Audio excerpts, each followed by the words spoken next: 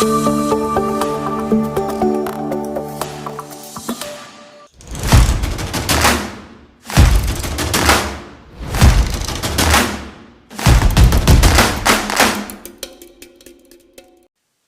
and welcome to Learn Electronics YouTube channel. Our first chapter is DC circuit theory. Let's start with Ohm's law. George Ohm found that, at a constant temperature, the electrical current flowing through a fixed linear resistance is directly proportional to the voltage applied across it, and also inversely proportional to the resistance. This relationship between the voltage, current and resistance forms the basis of Ohm's law, and is shown below.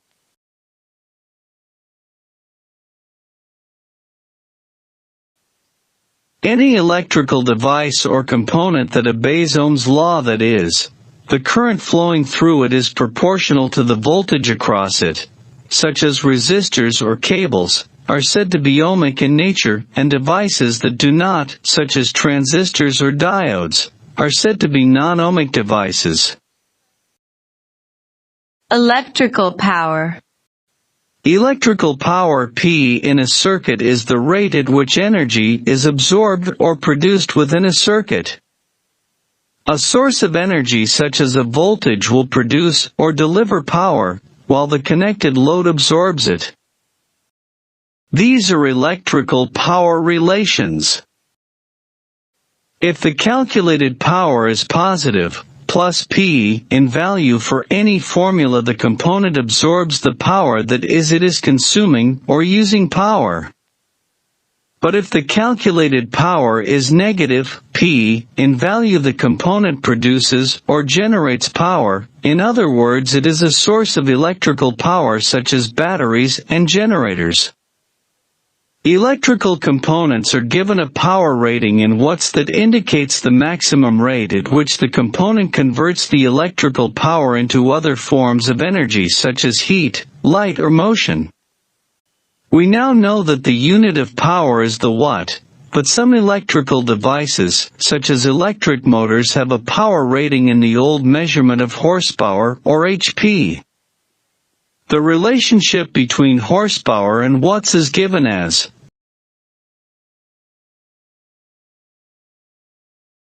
power within an electrical circuit is only present when both voltage and current are present. For example, in an open circuit condition, voltage is present, but there is no current flow. I equals 0, 0. Therefore Vx0 is 0, so the power dissipated within the circuit must also be 0.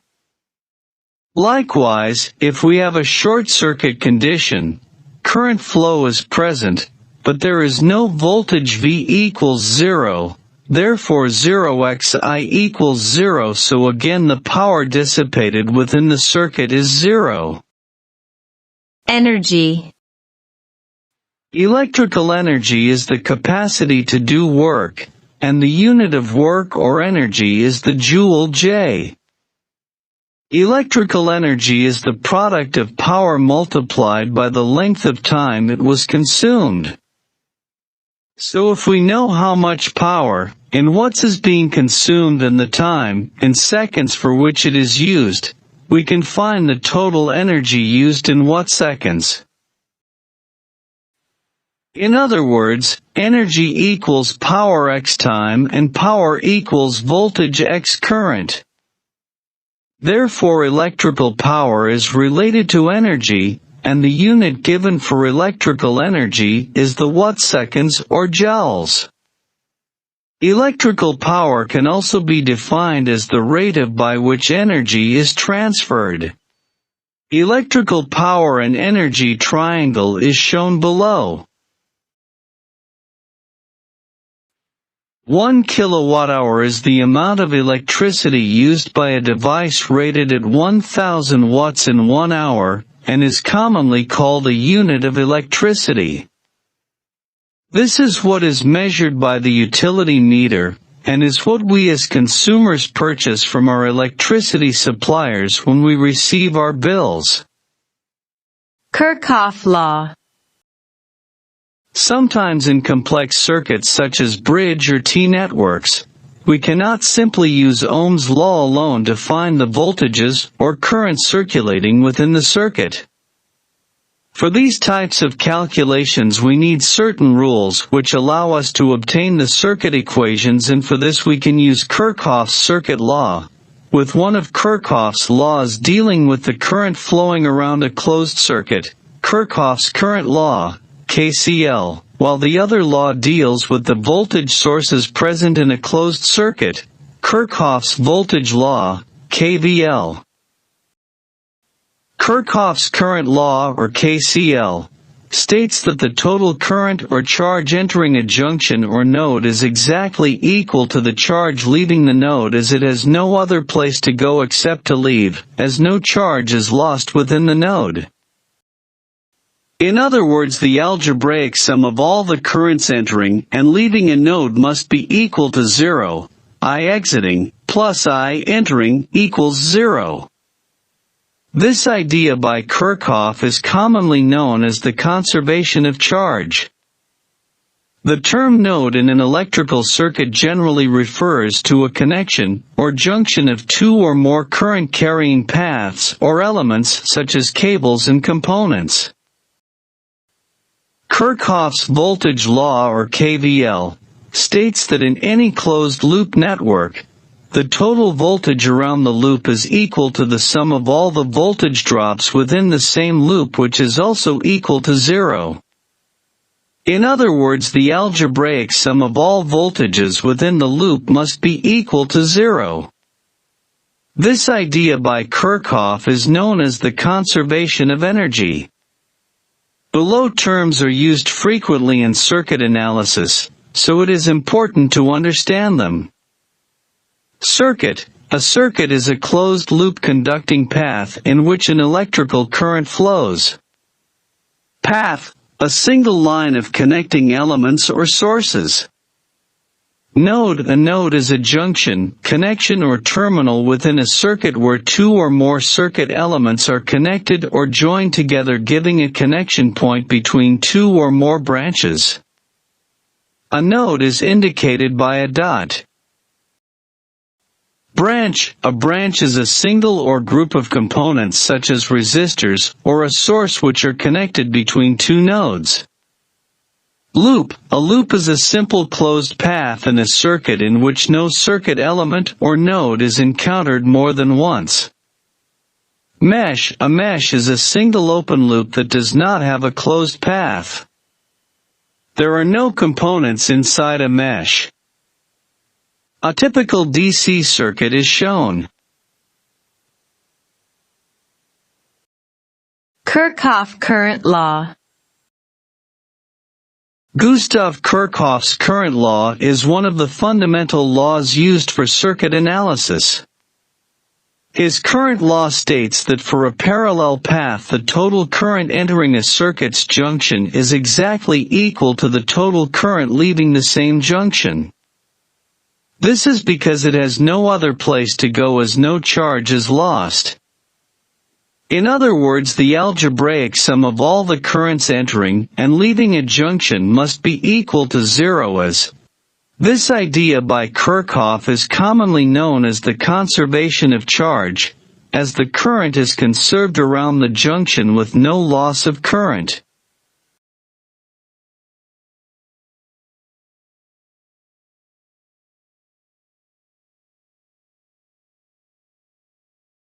Kirchhoff Voltage Law. Gustav Kirchhoff's voltage law is the second of his fundamental laws we can use for circuit analysis. His voltage law states that for a closed-loop series path the algebraic sum of all the voltages around any closed loop in a circuit is equal to 0. This is because a circuit loop is a closed conducting path, so no energy is lost. This idea by Kirchhoff is commonly known as the conservation of energy, as moving around a closed loop, or circuit, you will end up back to where you started in the circuit and therefore back to the same initial potential with no loss of voltage around the loop. To apply Kirchhoff's voltage law correctly to a circuit, we must first understand the direction of the polarity, and as we can see, the sign of the voltage drop across the resistive element will depend on the direction of the current flowing through it. As a general rule, you will lose potential in the same direction of current across an element and gain potential as you move in the direction of an EMF source.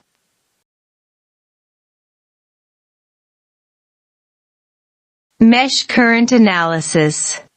While Kirchhoff's laws give us the basic method for analyzing any complex electrical circuit, there are different ways of improving upon this method by using mesh current analysis or nodal voltage analysis that results in a lessening of the maths involved, and when large networks are involved, this reduction in maths can be a big advantage.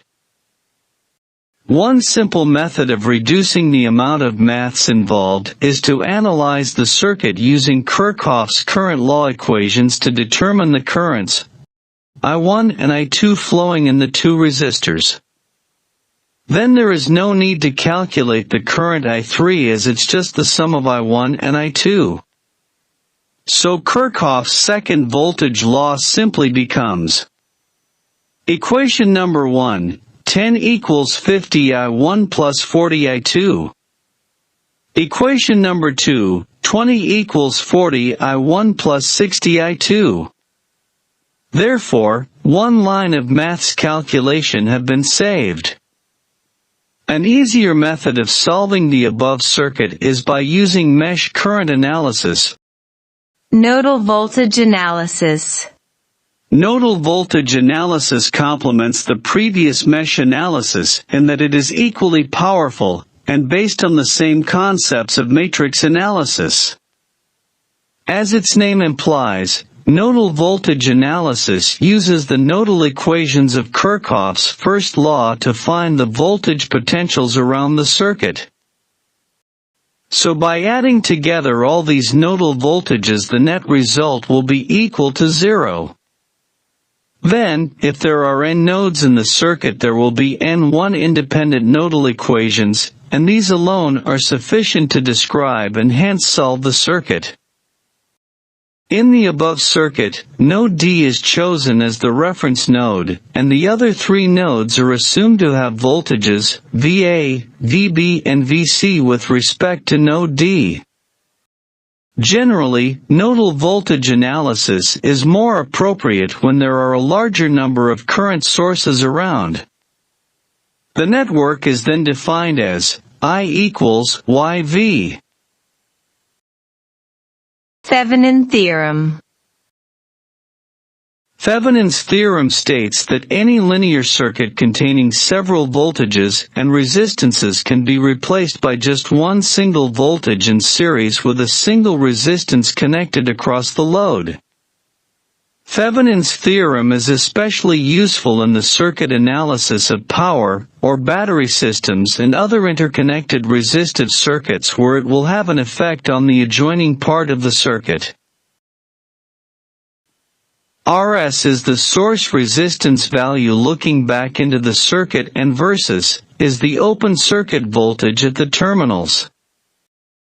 Thevenin's theorem can be used as another type of circuit analysis method, and is particularly useful in the analysis of complicated circuits consisting of one or more voltage or current source and resistors that are arranged in the usual parallel and series connections. Thevenin's equivalent circuits of transistors, voltage sources such as batteries, etc., are very useful in circuit design. The basic procedure for solving a circuit using Thevenin's theorem is as follows. 1. Remove the load resistor RL, or component concerned. 2. Find Rs by shorting all voltage sources, or by open-circuiting all the current sources. 3. Find Vs by the usual circuit analysis methods. 4. Find the current flowing through the load resistor RL. Norton Theorem. In some ways, Norton's theorem can be thought of as the opposite to Thevenin's theorem. Norton's theorem states that any linear circuit containing several energy sources and resistances can be replaced by a single constant current generator in parallel with a single resistor. As far as the load resistance, RL, is concerned, this single resistance, RS, is the value of the resistance looking back into the network with all the current sources open-circuited, and IS is the short-circuit current at the output terminals as shown below. The value of this constant current is one which would flow if the two output terminals were shorted together, while the source resistance would be measured looking back into the terminals. The basic procedure for solving a circuit using Norton's theorem is as follows. 1. Remove the load resistor RL, or component concerned. 2. Find RS by shorting all voltage sources, or by open-circuiting all the current sources. 3. Find IS by placing a shorting link on the output terminals A and B. 4. Find the current flowing through the load resistor RL. Maximum power transfer. Generally, the source resistance or even impedance, if inductors or capacitors are involved, is of a fixed value. However, when we connect a load resistance, RL, across the output terminals of the power source, the impedance of the load will vary from an open circuit state to a short circuit state, resulting in the power being absorbed by the load becoming dependent on the impedance of the actual power source. Then, for the load resistance to absorb the maximum power possible, it has to be matched to the impedance of the power source, and this forms the basis of maximum power transfer. The maximum power transfer theorem states that the maximum amount of power will be dissipated in the load resistance if it is equal in value to the Thevenin or Norton source resistance of the network supplying the power. We can see that the maximum power transfer occurs in the load when the load resistance, RL, is equal in value to the source resistance, RS, that is, RS equals RL equals 25 ohms. This is called a matched condition, and as a general rule, maximum power is transferred from an active device such as a power supply or battery to an external device when the impedance of the external device exactly matches the impedance of the source. Star-delta transformations. Standard three-phase circuits or networks take on two major forms with names that represent the way in which the resistances are connected. A star-connected network, which has the symbol of the letter upsilon, Y, and a delta-connected network which has the symbol of a triangle, delta, delta. A resistive network consisting of three impedances can be connected together to form a T or T configuration, but the network can also be redrawn to form a star or upsilon type network as shown below.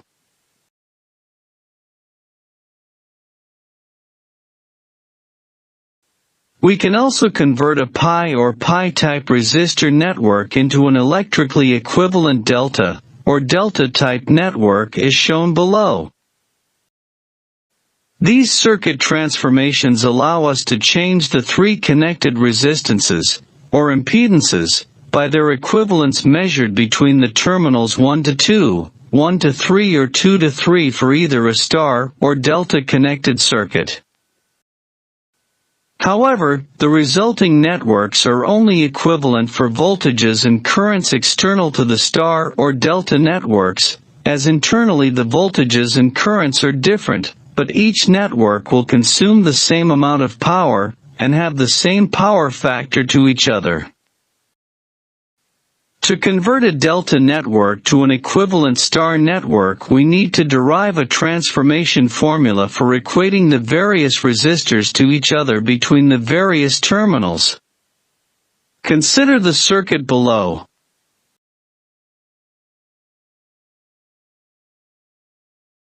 If the three resistors in the delta network are all equal in value, then the resultant resistors in the equivalent star network will be equal to 1/3 the value of the delta resistors, giving each branch in the star network as star-delta transformation is simply the reverse of above. We have seen that when converting from a delta network to an equivalent star network, that the resistor connected to one terminal is the product of the two delta resistances connected to the same terminal. For example, resistor P is the product of resistors A and B connected to terminal 1. By dividing out each equation by the value of the denominator, we end up with three separate transformation formulas that can be used to convert any delta resistive network into an equivalent star network as given below.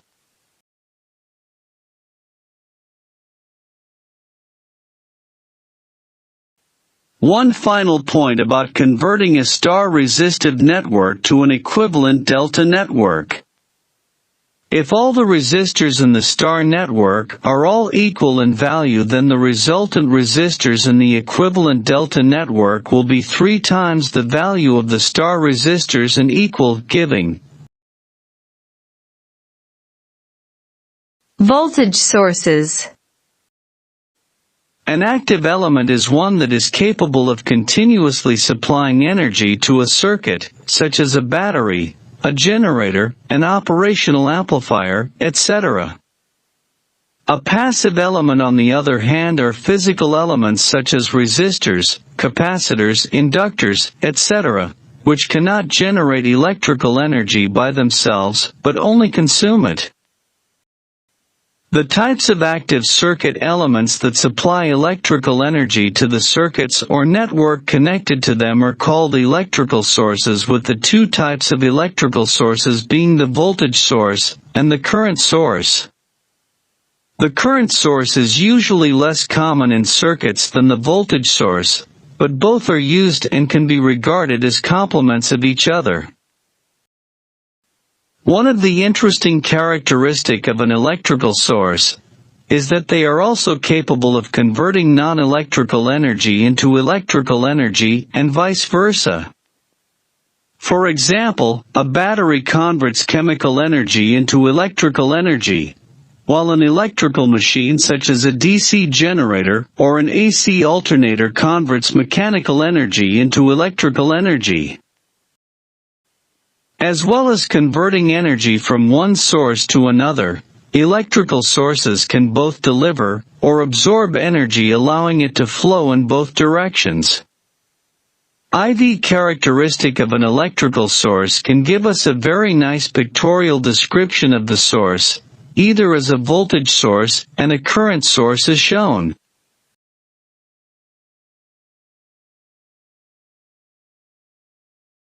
Electrical sources, both as a voltage source or a current source, can be classed as being either independent, ideal, or dependent, controlled, that is, whose value depends upon a voltage or current elsewhere within the circuit, which itself can be either constant or time-varying.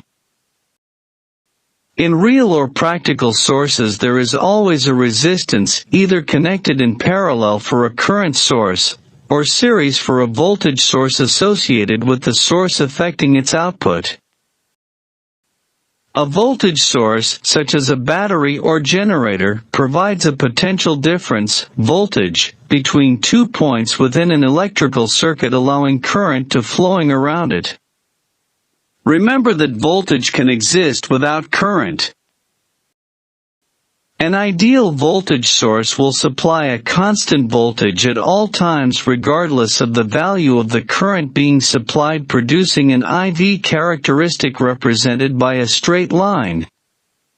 Then an ideal voltage source is known as an independent voltage source, as its voltage does not depend on either the value of the current flowing through the source, or its direction, but is determined solely by the value of the source alone. On the other hand, a dependent voltage source, or controlled voltage source, provides a voltage supply whose magnitude depends on either the voltage across or current flowing through some other circuit element. A dependent voltage source is indicated with a diamond shape, and are used as equivalent electrical sources for many electronic devices, such as transistors and operational amplifiers. Ideal voltage sources can be connected together in either parallel or series, the same as for any circuit element. Series voltages add together while parallel voltages have the same value. Note that unequal ideal voltage sources cannot be connected directly together in parallel. However, when dealing with circuit analysis, voltage sources of different values can be used, providing there are other circuit elements in between them to comply with Kirchhoff's voltage law, KVL. The polarity across terminals A and B is determined by the larger polarity of the voltage sources. In this example, terminal A is positive and terminal B is negative, resulting in plus 5 volts. For non-ideal or practical voltage sources such as batteries, their internal resistance, Rs, produces the same effect as a resistance connected in series with an ideal voltage source, as these two series-connected elements carry the same current as shown. This internal resistance, Rs, no matter how small, has an effect on the IV characteristic of the source as the terminal voltage falls off with an increase in load current.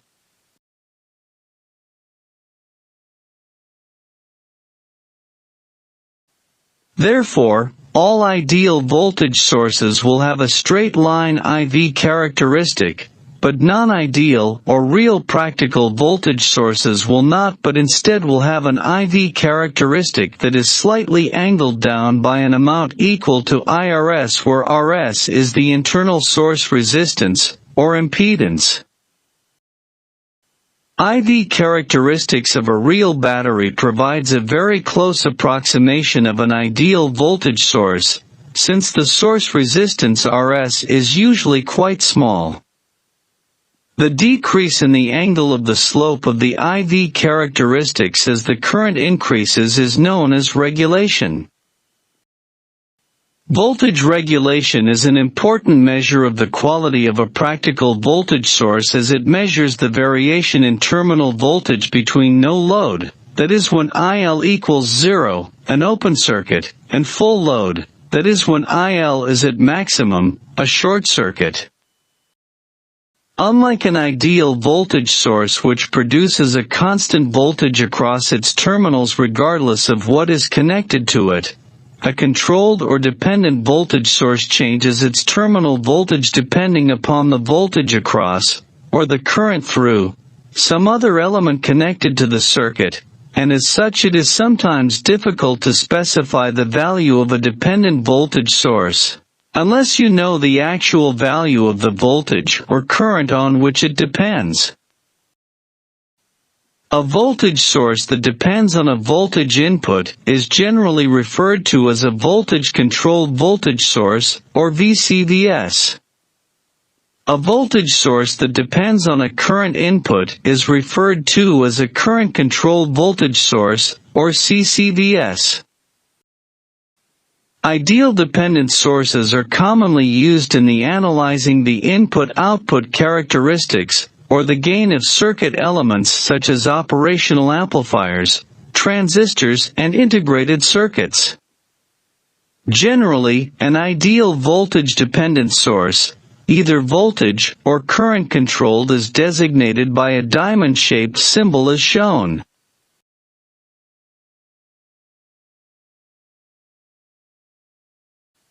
An ideal dependent voltage-controlled voltage source, VCVS, maintains an output voltage equal to some multiplying constant, basically an amplification factor, times the controlling voltage present elsewhere in the circuit. The output voltage depends on the value of input voltage, making it a dependent voltage source, and in many ways, an ideal transformer can be thought of as a VCVS device with the amplification factor being its turns ratio.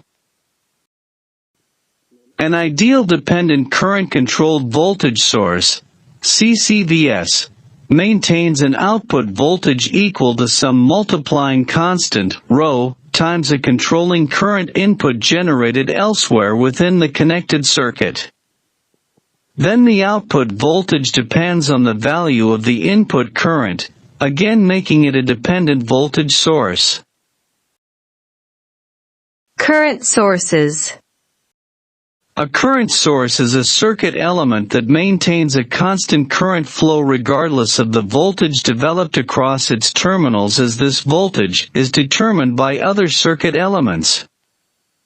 An ideal constant current source continually provides a specified amount of current regardless of the impedance that it is driving, and as such, an ideal current source could, in theory, supply an infinite amount of energy. The direction of the current will correspond to the polarity of the corresponding voltage, flowing out from the positive terminal. The letter I is used to indicate that it is a current source as shown.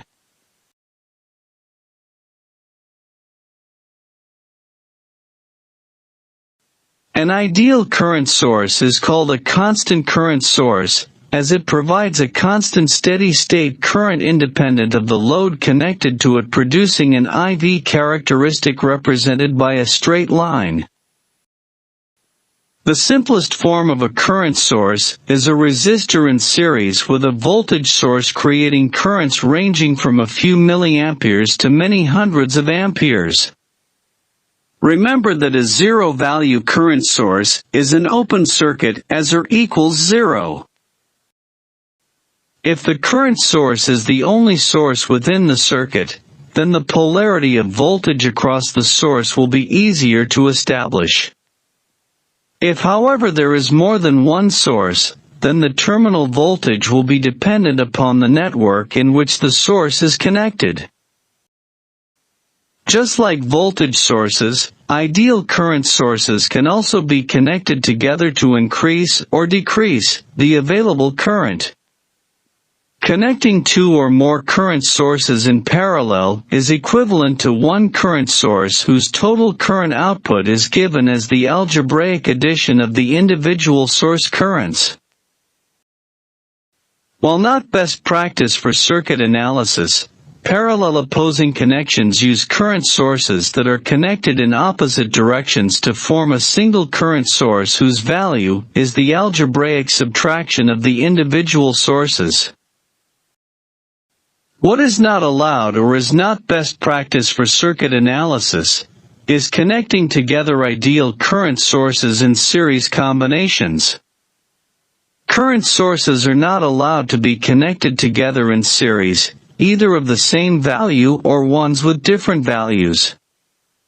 Series-connected current sources add an unknown factor into circuit analysis, which is not good. Another reason why series-connected sources are not allowed for circuit analysis techniques is that they may not supply the same current in the same direction. Series aiding or series opposing currents do not exist for ideal current sources. An ideal constant current source can supply the same amount of current indefinitely regardless of the voltage across its terminals, thus making it an independent source. This therefore implies that the current source has an infinite internal resistance, R equals infinity. A practical or non-ideal current source can be represented as an ideal source with an internal resistance connected across it. Note that if this parallel resistance is very low, Rp equals 0, the current source is short-circuited. When the parallel resistance is very high or infinite, Rp infinity, the current source can be modeled as ideal.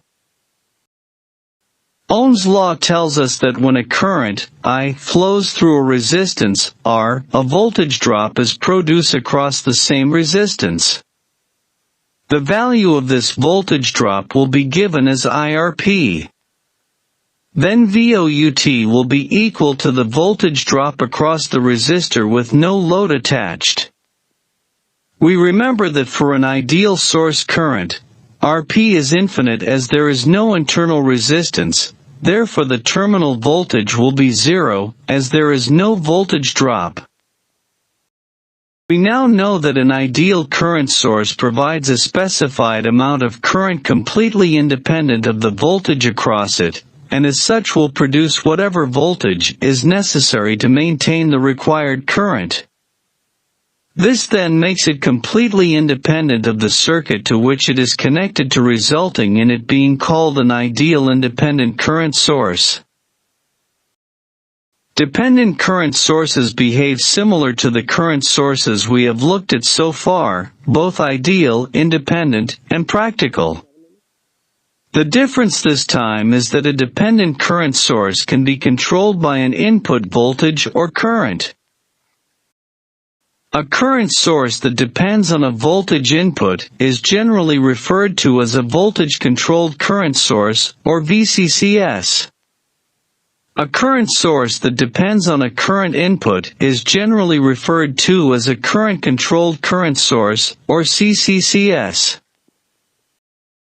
Generally, an ideal current-dependent source, either voltage or current controlled, is designated by a diamond-shaped symbol where an arrow indicates the direction of the current, I, is shown.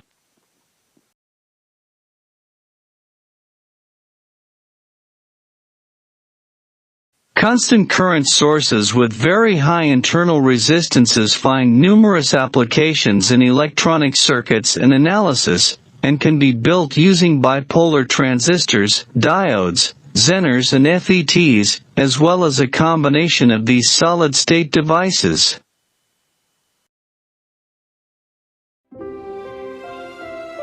Here ends the chapter number 1. Thank you for being with us. Goodbye from Team Electronics Learning.